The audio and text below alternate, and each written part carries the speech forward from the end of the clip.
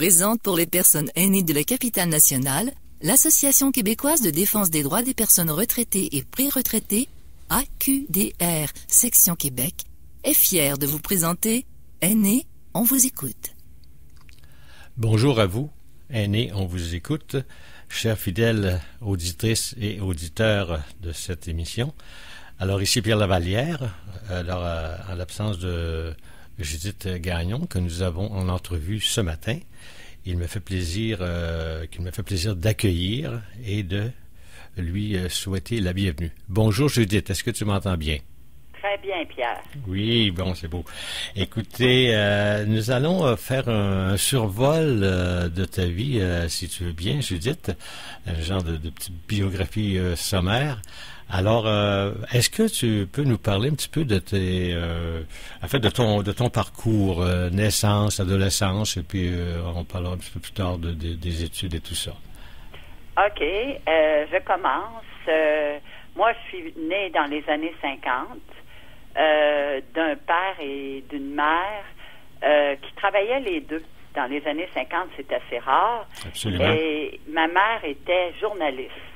Elle avait jamais, c'est une personne qui voulait vivre sa vie plein rendement, puis mon père acceptait ça. Fait qu'on est né dans le quartier Montcalm à Québec. Je suis née dans le quartier Montcalm et évidemment, ma mère a continué à travailler. J'ai une sœur qui me suit de quelques années et puis, tu sais, on vivait là tranquillement dans le quartier Montcalm. Et ma mère était vraiment bien spéciale parce que elle a commencé des émissions de télévision à TVA, au début de TVA, tout au début de TVA. Et nous, les petites filles, on l'écoutait. Puis elle nous disait, faut parler, faut dire qu'est-ce qu'on pense. Elle nous a toujours dit ça. Fait que c'est un peu ça. Puis on est allé à l'école. Puis on a continué dans des collèges classiques. Pour ma mère, c'était très important et elle voulait nous donner les meilleures, si tu veux, chances d'aller plus loin. Alors, c'est certain que ça nous a aidés, puis c'est certain aussi que ça l'a développé en nous l'idée d'aller toujours plus loin, autant ma sœur que moi. Et, alors, c'est ça. Mais ma mère a toujours été en opposition avec qu'est-ce qu'on voulait bien lui imposer.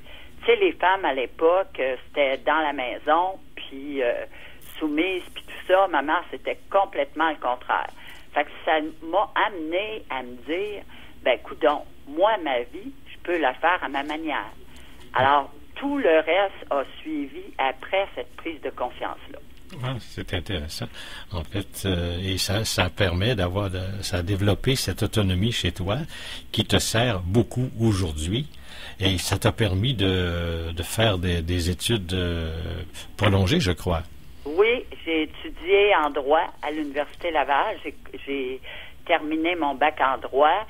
Puis par la suite, j'ai fait ma maîtrise en administration publique à l'ENAP. Je pensais pas faire ça, mais en travaillant au gouvernement du Québec, ils me l'ont offert et puis évidemment, j'étais particulièrement intéressée par ça. C'est une belle activité, c'est une belle acquisition pour toi.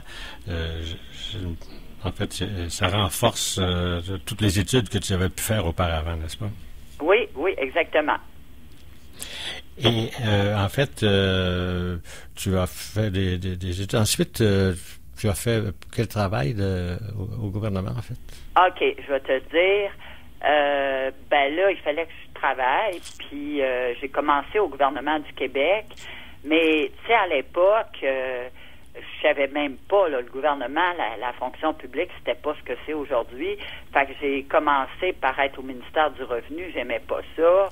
J'en ai fait d'autres, parce que c'était pas, tu sais, je venais de sortir de l'université, puis je me sentais comme pas bien là-dedans, malgré que je trouvais un certain intérêt. Alors, j'ai continué, et puis, à un moment donné, ben, j'ai trouvé des choses qui étaient plus intéressantes. J'ai commencé à travailler plus dans le domaine social, Et là, ça me plaisait beaucoup. Et ce qui m'a plu énormément aussi, c'était, à un moment donné, je trouvais que il n'y avait pas de conciliation travail-famille pour les travailleuses et les travailleurs. Et je me suis embarquée dans le syndicat, le syndicat de la fonction publique, des professionnels de la fonction publique. Je trouvais que ça nous donnait une opportunité d'aller plus loin. C'est le SPGQ, je crois, n'est-ce pas? Oui, le SPGQ, vous avez raison.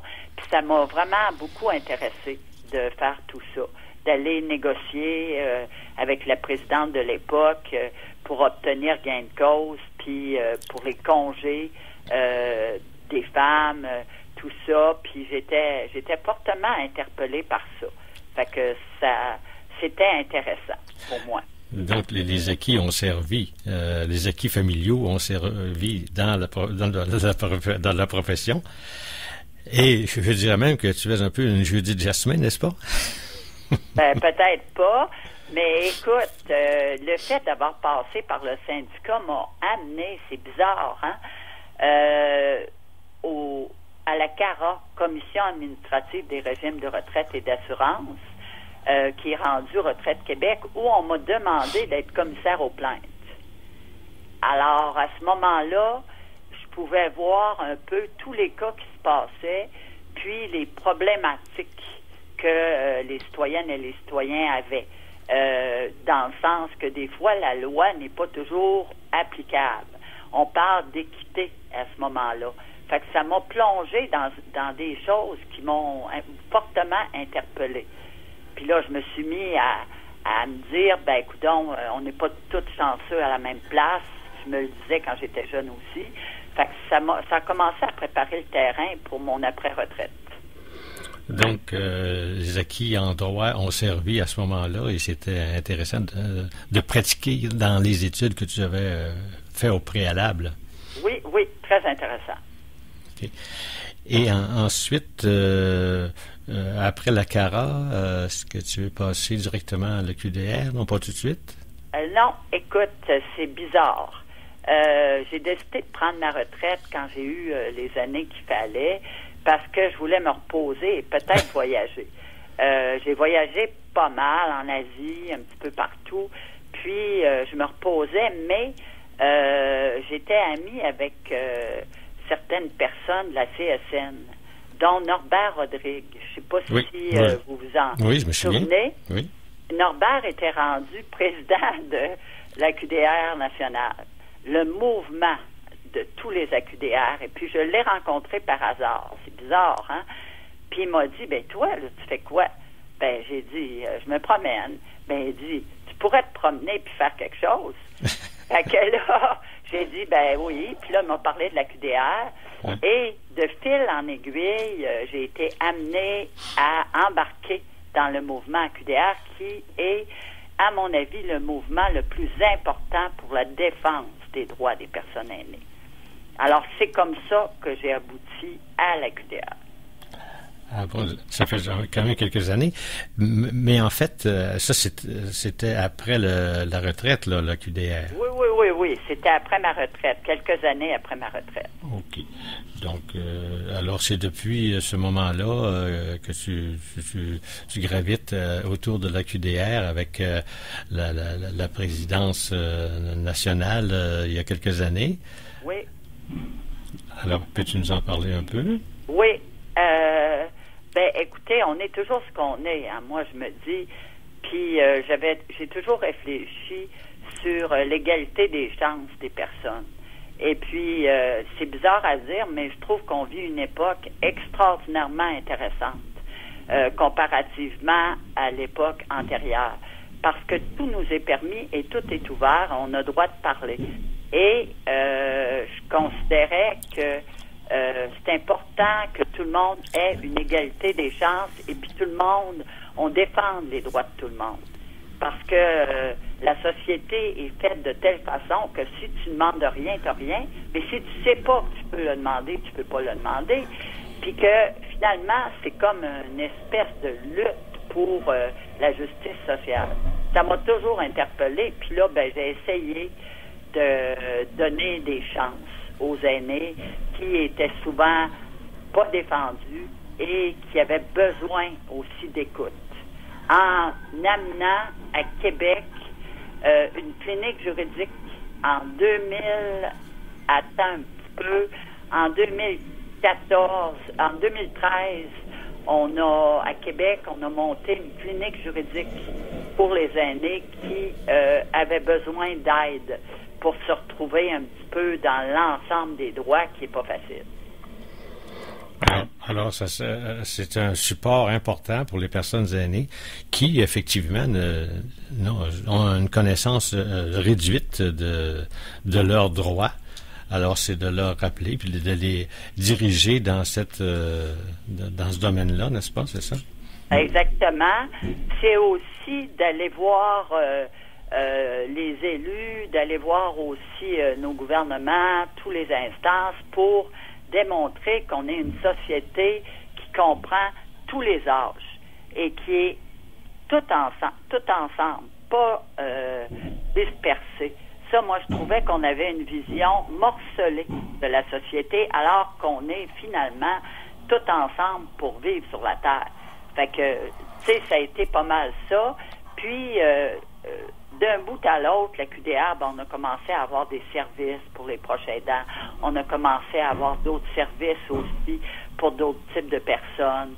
On a vraiment, là, constitué des choses qui, à mon avis, sont essentielles. On a à l'heure actuelle des travailleurs de milieu, on a encore une clinique, on a des gens qui répondent aux personnes qui ont besoin d'aide psychologique. On fait des conférences partout. Finalement, on a bien compris ce qui était qu'est-ce qu'on devait faire, puis on est rendu, si tu veux, à un point de notre histoire où il faut continuer, puis il faut encore aller plus loin. Pour le bénéfice de nos auditeurs et auditrices présentement qui nous écoutent, si des personnes parmi ces personnes-là ont un besoin particulier, peux-tu décrire un petit peu la façon qu'ils doivent procéder pour accéder aux services qui sont offerts par la QDR? Mais avec plaisir, Pierre, c'est une bonne question. Premièrement, si vous avez un problème tel quel, vous appelez à la QDR Québec au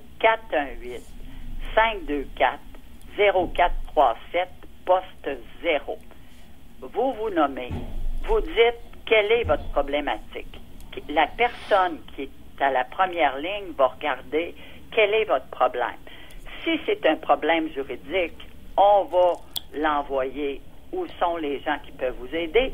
Si c'est un problème avec les proches aidants, on va l'envoyer. Si on va dispatcher ça pour que vous soyez répondu. Si c'est un problème plutôt politique, vous vous questionnez sur qu'est-ce qui se passe, vous trouvez qu'il y a des injustices, qu'il y a de l'agisme, qu'il y a de l'intimidation, vous demandez à parler à quelqu'un qui est intéressé ou connaissant à ce niveau-là. Il y en a des personnes à la QDR. Fait que vous avez réponse à tout. Souvent, vous êtes référé par le 211, qui est un centre de référence. Vous pouvez être référé par des travailleurs sociaux, mais là, je vous ai donné le numéro de téléphone. On est content quand vous appelez. Puis, on a un bureau qui est extrêmement bien situé au 4600 boulevard Henri Bourassa, local 120. On est ouvert de 9h à 4h tous les jours de la semaine. Vous pouvez venir, même si vous n'avez pas appelé, vous pouvez venir si vous vous sentez mal ou vous voulez avoir quelque chose, on va regarder avec vous.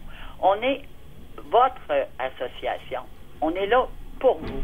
Et puis c'est ça qu'il faut que vous sachiez. Et la QDR produit aussi certains documents intéressants que les gens peuvent se procurer dans les AQDR ou ailleurs aussi? Particulièrement à la QDR Québec parce que on a été extrêmement visionnaire, si vous voulez, à Québec. On a des documents d'information sur l'intimidation. On en a d'autres sur la maltraitance. On en a sur les droits en santé. On en a sur les mandats d'inaptitude, le testament. On en a aussi sur le bail. On en a énormément. Du temps où j'étais présidente de la QDR nationale, ça sortait. Moi, je voulais qu'on couvre à peu près tous les domaines. Puis on a aussi un cahier de revendications du mouvement AQDR qui décrit quels sont les enjeux prioritaires des aînés. Alors ça, là, moi, je vous dis, il nous en reste encore. Ça serait très bien que vous en ayez une copie. Oui, puis pour les avoir vus, en fait, c'est très bien fait, c'est bien édité, et puis ça donne une mine d'informations à ces gens-là. Alors, à part le téléphone, ils peuvent téléphoner, ils peuvent se rendre au bureau. Est-ce qu'il y a d'autres alternatives? Oui, on a des conférences, on a des déjeuners rencontres. Justement, on a une conférence après-midi. Écoutez-moi bien, là. Mettons, je sais que vous êtes des gens actifs puis que vous êtes intelligents. Ça fait 2 ans que je vous parle à la radio, puis c'est allumé, ça. On a une conférence intéressante après-midi sur le testament au centre Montmartre sur le chemin Saint-Louis. Tout le monde connaît ça s'appelle le Montmartre canadien. À 13h30, où Catherine Théoret, notaire, va vous parler vraiment c'est quoi un testament. Ça, il y a encore de l'ouverture, il y a une grande salle au centre Montmartre, c'est vraiment magnifique. Et c'est gratuit. Et c'est gratuit. Savez-vous pourquoi qu'on fait ça gratuit? Encore pour la même idée que j'ai, la même idée de fond, les mêmes valeurs. Justice pour tous. Égalité des chances. J'ai le goût que tout le monde puisse venir et c'est important. Alors, on a ça. La semaine prochaine, il va y avoir un déjeuner rencontre pour les proches aidants sur le mandat d'inaptitude. Ça, vous pouvez appeler. Ça va être plus tard. Fait que, il y a ça, ces conférences-là. Il y a même des cafés-rencontres où vous pouvez venir parler de comment vous vous sentez. Qu'est-ce que vous voudriez voir venir pour vous? Il y a ça. Puis, il y a le gros top de top qui va être en janvier 24. Nous retournons dans les bibliothèques de la ville pour rencontrer les aînés, pour vous demander c'est quoi que vous voulez de nous, qu'est-ce que vous voulez du gouvernement, c'est quoi vos besoins, comment on va tout faire ça ensemble. Ça va être extraordinaire. Je vous le dis, le 2024, là, ça va flasher partout. Oui, c'est très intéressant et c'est de nature à rencontrer une bonne clientèle. Évidemment, ceux qui vont dans les bibliothèques, mais aussi il y a une diffusion qui peut se faire de bouche à oreille comme ça. Oui, puis j'oubliais, Pierre, on a fait un partenariat avec le CIUS, Capitale Nationale. Vous allez, les gens qui sont intéressés, et ça, je vous le propose, parce que moi, j'ai vécu tout dernièrement beaucoup de fatigue, puis je suis rentrée dans mon corps plus facilement, parce que des fois, on pense qu'on est invincible et c'est pas vrai. On va avoir des conférences sur l'anxiété, comment gérer l'anxiété, sur la santé, comment conserver sa santé, l'alimentation, l'exercice. Ça va être toute une autre série. Attendez-nous, on va vous informer là-dessus. J'aimerais peut-être revenir, si tu permets, tu as mentionné tantôt mandat d'inaptitude. Mais le mandat d'inaptitude, maintenant, ça s'appelle mandat de protection.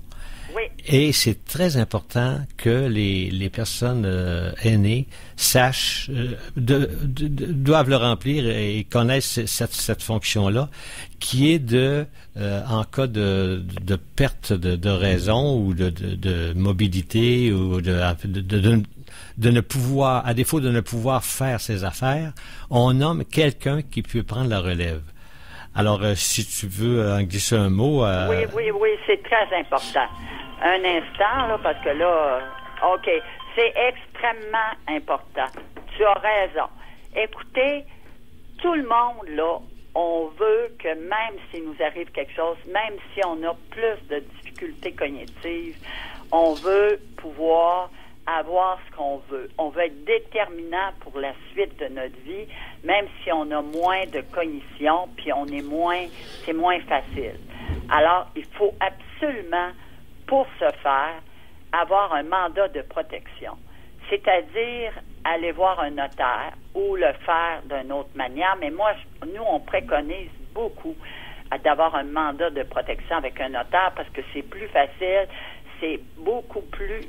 pour la reconnaissance. Ouais, la reconnaissance. Tu sais, autrement, là, quand on a des problèmes de reconnaissance, c'est vraiment pas le fun. Fait que vous pouvez inscrire là-dedans ce que vous voulez. Et ça, là, qui vous voulez qui s'occupe de vous? Comment ça doit être fait? Tout ça, les transferts d'argent, à qui vous voulez les donner, ça c'est le testament aussi, mais où vous voulez aller est-ce que vous voulez aller dans une RPA, une résidence pour personnes aînées? Comment vous voulez vivre votre fin? Voulez-vous aussi avoir de l'acharnement thérapeutique? Il y a ça, vous pouvez le faire séparé, mais vous pouvez le mentionner dans votre mandat d'inaptitude.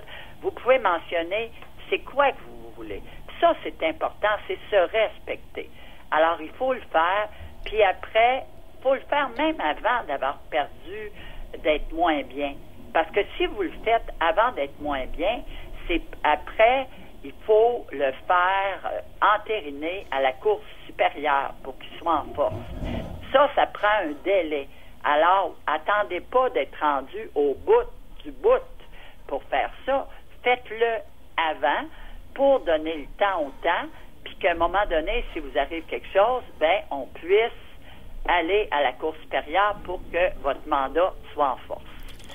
C'est bien sûr, comme tu le disais si bien, devant un notaire, c'est encore la meilleure façon. Cependant, pour les personnes qui trouveraient dispendieux d'aller devant un notaire, ils peuvent toujours le remplir puis le confier à un membre de leurs proches. Oui. Et ça donne, au moins, c'est une expression de leur désir qui va apparaître. Oui, il y a ça aussi, tu as absolument raison. Alors, je crois notre notaire va en parler aussi de ça. Maître Catherine Théoret. Oui, si les gens ont moins d'argent, tout ça, il y a une autre possibilité. Nous, on vous a donné le top des tops, là, bien blindé avec le notaire, pas que vous ayez du trouble, mais il y a d'autres alternatives. Avant de terminer, si tu nous glissais un petit mot sur tes loisirs. Moi, je suis complètement vendue à la marche en forêt et dans les parcs de la ville de Québec. Je ne suis pas capable de passer du temps sans aller dehors, voir notre belle nature, voir un peu les petits canards au Parc des Moulins, respirer profondément, que mon corps se sente dans toute poignée, là, ou toute dans une entité qui s'appelle la nature. Il faut protéger notre territoire, il faut protéger la nature. C'est très important. Ça, pour moi, là, c'est majeur. Il y a mes enfants aussi, que je vois régulièrement. Mes petits-fils font du hockey. Il y a aussi, ce qui m'intéresse beaucoup, c'est la lecture. Je lis énormément et dans tous les domaines. Et je suis une femme active, donc j'aime rencontrer des gens, j'aime réfléchir, puis j'aime aussi en particulier faire des choses avec mon conjoint. On se promène ensemble, on respire, on est bien, on est heureux. Ça devait être magnifique dans les sentiers ce matin. Magnifique. Avec la neige qui est tombée, tout ça. Écoute, alors, puis les sports, bien, ça se résume probablement à la marche ou à quelque chose comme ça? Ou... Non. J'ai commencé avec les loisirs de la Ville de Québec. Excellent, là, je vous dis à tout le monde, des exercices de yoga sur chaise. Parce que ça me convient. Il faut toujours prendre les exercices qui nous conviennent, pas trop exagérés, parce que ça fatigue le corps. Mais ils nous aident, là, quand on dit notre situation, il faut bouger. Si on bouge pas, là, ça marche pas. On devient un peu fixe. Puis ça, c'est vraiment pas bon. C'est la clé. C'est la clé. C'est la clé d'être actif physiquement et intellectuellement aussi. Exactement. Si on parle de Jeannette Bertrand, qui est passée à tout le monde en parle, à 98 ans, elle est très active. On voyait qu'elle faisait ses exercices physiques, mais aussi mentalement, elle est très en forme. Pierre, c'est super ce que tu dis. Faut garder notre cerveau allumé. Je vous dis, contactez-nous. On veut faire des groupes avec ça. On veut essayer de pousser notre pensée plus loin, puis être ensemble, puis voir qu'est-ce qu'on pourrait faire pour nous, la QDR Québec. Bon. Alors, rappelez si vous avez une idée, on a besoin de vous. Alors, il me reste à te remercier beaucoup, Judith, de ce témoignage. C'était riche. Et puis, je suis convaincu que les gens en ont profité, ils ont eu beaucoup d'informations supplémentaires. Alors, bonne journée et merci beaucoup. Merci à toi, Pierre. Alors, merci aux auditrices et aux auditeurs. Oui, chers auditeurs, au revoir et à la prochaine.